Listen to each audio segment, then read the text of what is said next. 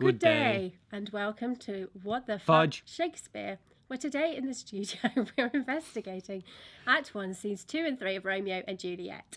Are the lovers star-crossed? Or are their parents just screwing it all up? And why is the nurse still talking about sex?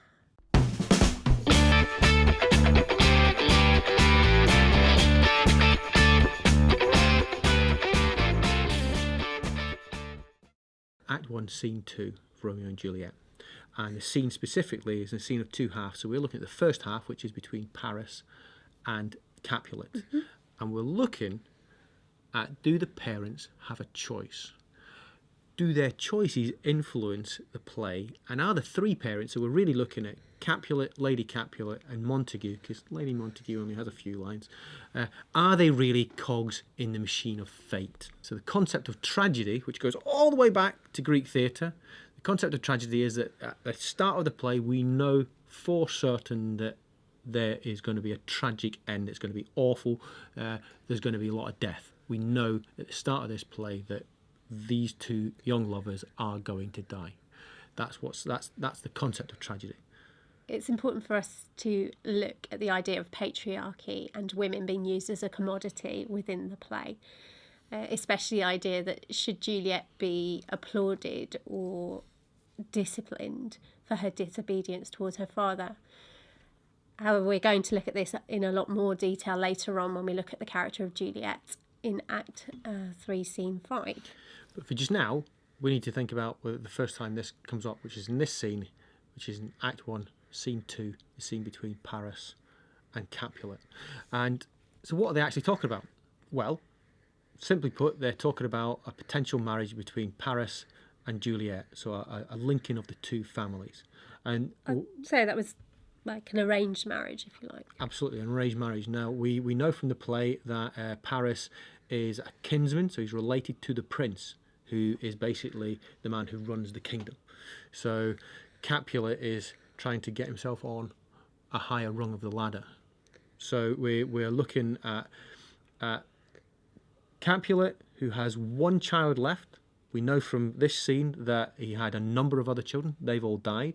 He doesn't have a male heir. His only heir is Juliet, and he's trying to get the right match. But he also says that he wants her to marry for love. He wants Paris to gain her love.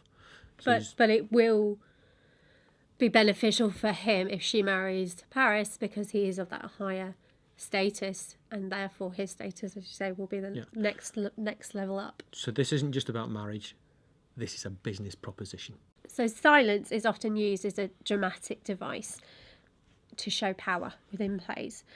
And if we think about the power relationship between Paris and Capulet, this device is clearly being used. You've got Paris with his 2 lines within this scene and Capulet with his many. And Paris isn't being quiet because he's listening. He's using this silence to sort of invoke his power status over Capulet. And therefore, as actors and as theatre makers, you have to kind of wonder why Paris has so few lines. And knowing, as we just stated a moment ago, that he has got a lot of power. So him having very little to say does not reduce the importance of his part. Actually, it actually increases the importance of his part. It makes him incredibly powerful. But part of the job of the theatre maker is to make that really clear. So the actors on stage and the direction of those actors on stage has to endow Paris with a whole load of power. So he only has 2 lines. He agrees with Capulet about then, it's a right shame between you and Montague, that's awful. How about my suit to your daughter? That's what he says. And then the next one is, he says, younger than she are happy mothers made. There are younger women that I could possibly go and have a match with. And he's very clear about, I could go and get a match with somebody else. I don't have to give my bloodline to your family. I could go and do it somewhere else. So we come back to the business proposition again. It is business. He would like to get married to Juliet because that'll have advantages for him, but there are definite advantages for Capulet, and he's using that as a stick, I suppose, a rod to get in there with. Okay, prodding the fire, if you like. Yeah. And therefore you've got to kind of ask yourself, well, what does that say about Capulet as a father? So he's pointed out that he'd like his daughter to marry for love, but he's very aware of the business proposition and how that forwards his family business. And therefore, you've also got to think about the concept of is this society or the parents that are creating this tragic doom for Juliet? How much are they influenced by the society around them, and how much of it is ruled actually by their hearts and their love for their daughter? And like we said earlier on, everything just funnels straight down into the tragedy. So everything that happens has tragic consequences. How would you, as an actor, endow another character on the stage? How would you influence that level of power within your scenes? It's not just about what you do, it's about what everyone else is doing and how those relationships play out on stage so the audience see everything.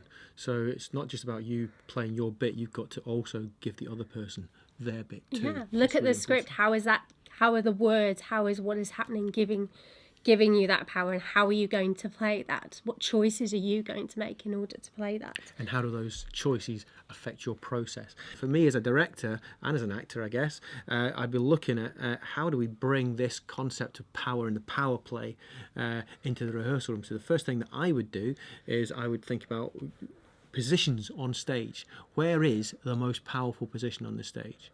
And therefore, for me, I would put Paris in that powerful position, and I would then put Capulet in potentially the least powerful position on stage and see how that played out.